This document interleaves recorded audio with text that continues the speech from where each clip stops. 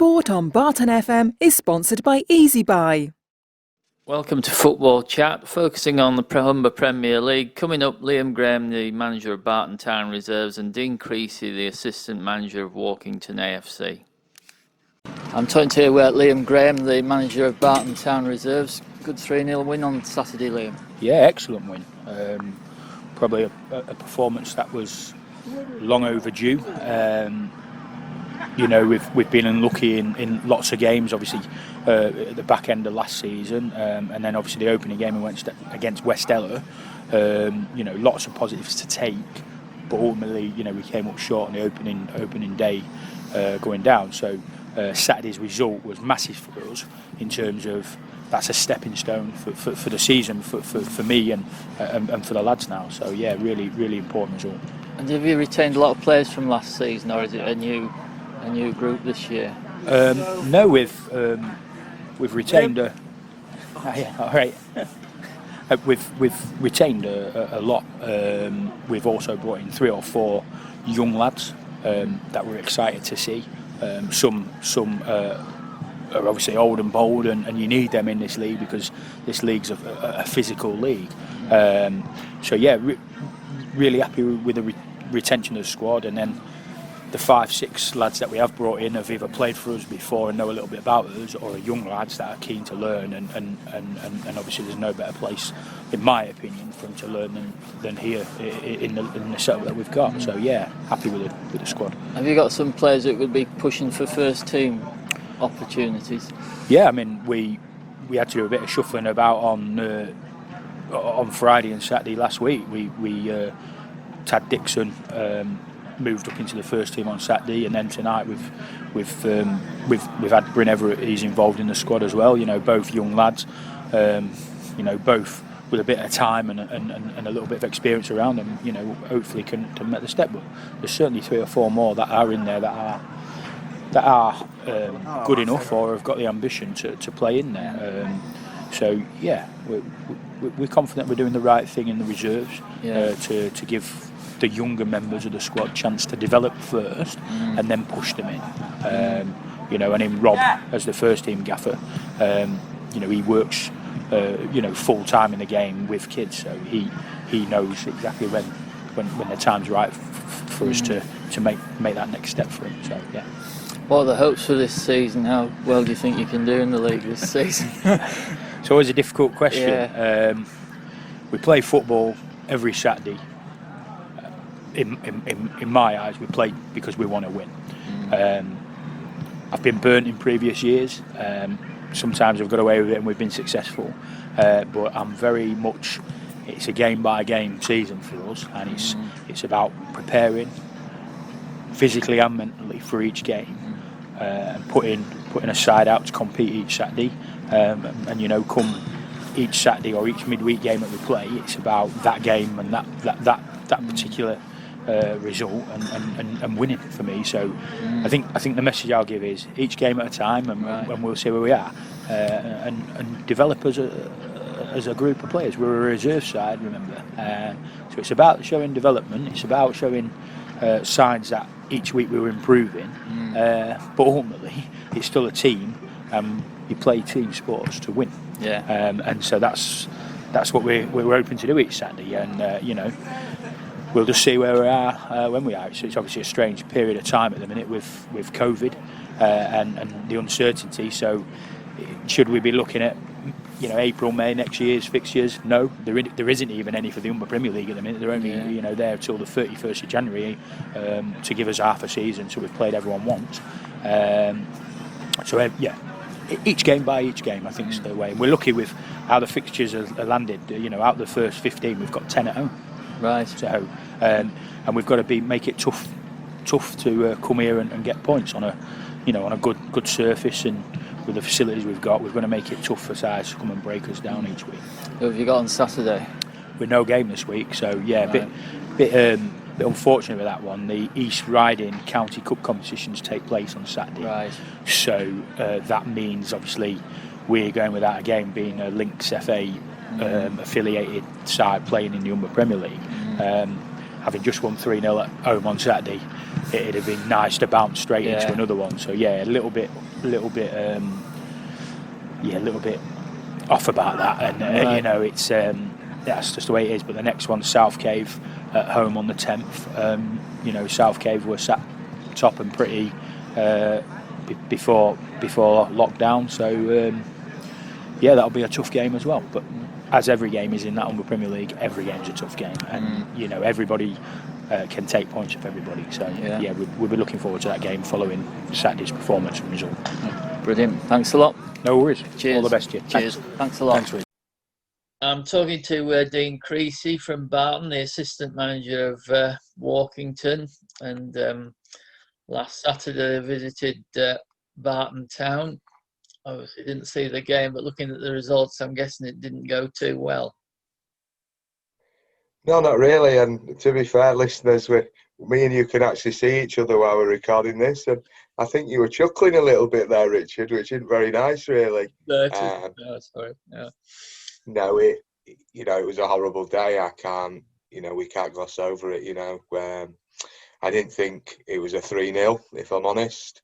But Barton deserved to win the game, no doubt. And as we shared with the guys at the end of the game, we didn't turn up, and that's disappointing because, albeit, and you'll get the same excuses from, anybody after a heavy defeat. Yeah, of course, we did have 1 or 2 key players missing, but, we were quick enough a couple of weeks ago to praise the efforts and stuff away at Beverley, where we did very well. And unfortunately, the guys fell short on Saturday, and that's football. Ultimately, unfortunately, I'm sure that was one of the reasons why, it's cost the gaffer his job. So Billy's left, and the football club, decided, to move Billy on, and, Johnny Ricardo, takes over in the short term, working alongside myself. So that's disappointing. It's always sad to see people go. And it was quite difficult for me, when they asked me to stay on, because although I've only been here 3 weeks, of course I have to take some of the responsibility for, what's happened in the last 2 or 3 weeks. But that's football. You move on. I've got, the utmost respect for Billy, and, wish him well. And as does everybody at the football club. And, I just hope Billy understands my reasons why, I feel it's important for me to stay on right now. And did Barton have a particularly good day, do you think? I think, to be honest, in all areas of the pitch, they were better than us. And, that's the reality. And you have to be honest about these situations, don't you? And, we didn't particularly have a good day. I think they play well. They played to the strengths, exploited, 1 or 2 weaknesses which we had. But at the end of the day, Barton put away on Saturday a poor side and a poor performance. And, that's something, we need to address quickly. We've started to address that quickly, in respect to the boys. We've trained Monday night this week, Tuesday night. We'll be training again tonight. And to be fair, what we're looking to do is just regroup, get Saturday out of the way, another big one against West Stella. So we'll be up for that. And, people can be assured that, on Saturday, I think one of my final messages is I think some of them owe Billy a performance. He's gone. It's not going to bring him back. They certainly owe the new gaffer and me a performance. We'd expect that as a bare minimum.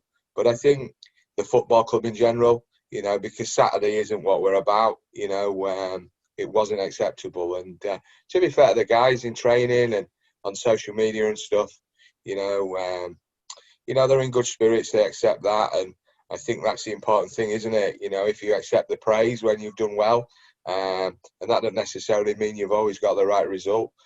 You've got to be prepared to accept the criticism as well. And to be fair, the guys have been working their socks off, and, we're working behind the scenes. We know there's a couple of bits of quality we still need, and, we are still working on that. But unfortunately, those areas of the pitch tend to be the areas of the pitch which everybody wants people for. So we've got to, wait for, the right people to come along. But I think, personnel, systems, quality, of course it makes a difference. But as a bare minimum, the effort, been difficult to beat and all that kind of stuff, I just don't think was there on Saturday. And, that's something which you can't teach. You've got to turn up and do that. And in fairness to the guys, they've responded well. We've had decent numbers in training, and we've been doing a lot of fitness this week as well. We'll do a ball session tonight. We think we're 5-6 weeks behind everybody else on fitness, to be fair. Which that's a lot to make up, isn't it? Which I didn't allude to a few weeks ago, but I did say I thought we were behind. So those are the things which me and the new gaffer are looking to address quickly. But of course, you've got to have the buy-in from the players, and people have turned up. So for me, and the gaffer, that's the start. It shows they care. They've been worked very, very hard, and as long as they keep doing that, they work hard, they listen. I think the key is you get the performances right, the results take care of themselves. And I think you've also got to be mindful that it shouldn't all be doom and gloom. We're 4 minutes away the previous week, from getting something at Beverley, and we've come and lost 3-0 at Barton, which, if we're being honest, did anyone expect that to happen? I don't think they did. I thought it would be tight, but I didn't think we'd lose 3-0, which, however you gloss it up, is a hammering.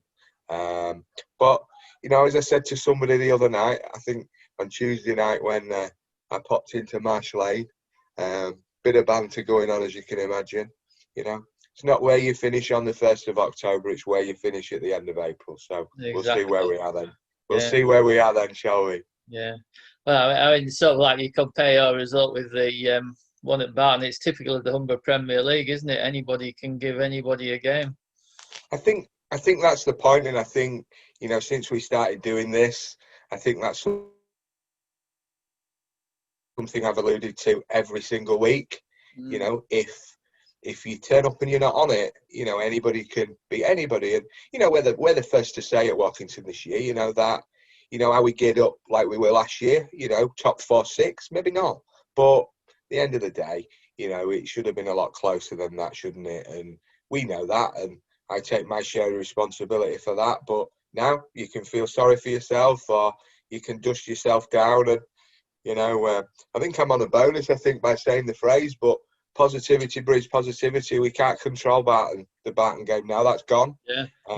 What we've got to look forward to is a massive game on Saturday against West Ella and Willoughby, which, again, another one of, the fancy teams. So, they're coming thick and fast. But I suppose the difficulty now for us as a club, myself who's been involved, and obviously the new gaffer, Rico, who's come in, who's going to keep playing as well, is that, we're probably in a situation now where we don't know which side's going to turn up on Saturday, and that's the worrying thing, because consistency is everything. I think if you get the consistency right, I think the performances come, and I think in the end, the results then take care of themselves. So, hopefully, after a tough week in training, obviously everybody was disappointed to hear the news of the gaffer, but people in football clubs are there to make decisions, so we respect that. But as you have to do at any level of football, you move forward, and be assured, everyone's on the same train, and working hard to get 3 points on the board on Saturday. And, the message will be the same. It doesn't matter who we're playing. If you don't feel you can get something, don't turn up, because there's no point. So it's our first home game at Broadgate, so, we'll be, looking forward to, trying to get 3 points on the board for sure. Yeah, let's hope you get a Beverley-type performance and, like you say, get those 3 points. Well, I think the thing is that, I think the week after, I don't think we got a fixture. So to be fair, that's probably come at the right time. We've got one or two, bumps and bruises, and, we had 1 or 2 players missing on Saturday, 2 injuries, and, we picked up, Saz, one of the midfield players, has picked up a groin injury, so we're probably going to be missing him on Saturday. So it is a bit bare bones at the minute. So the week off's probably going to, after this Saturday, give me and Rico, a chance to, because we've not really had a big chance to, talk and, share ideas and things. So, it's very much let's get Saturday out of the way, and then, you know, we've kind of got a week then, you know, a free week to then hopefully, you know, get 1 or 2 more people in the building. You know, it'll allow Rico to put his stamp on things, because as I'm sure, you know, people always want to do things their own way. But, you know, I'm still excited about it. You know, it's great for me to be wanted. You know, within minutes of, unfortunately, Billy losing his job, and the club moved very quickly to ask me if I wanted to stay, as did the new manager. And as you would expect, you know, I took the weekend to have a think about that. And but I think in the end, it was a no-brainer for me, really.